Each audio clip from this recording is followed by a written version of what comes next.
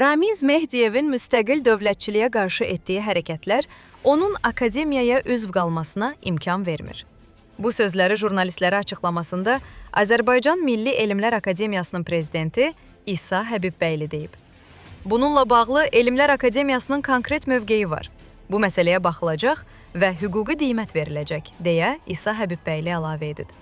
Qeyd edək ki, Ramiz Mehdiyev 1995 və 2019-cu illərdə Prezident Administrasiyasının rəhbəri, 2019 və 2022-ci illərdə isə Azərbaycan Milli Elmlər Akademiyasının prezidenti olub.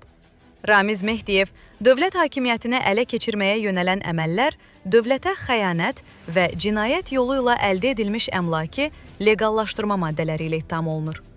Məhkəmə xüsusilə ağır cinayət əməllərinə görə cinayət məsuliyyətinə cəlb edilmiş Ramiz Mehdiyev barədə 4 ay müddətinə ev dustaqlığı qətimkan tədbiri seçib.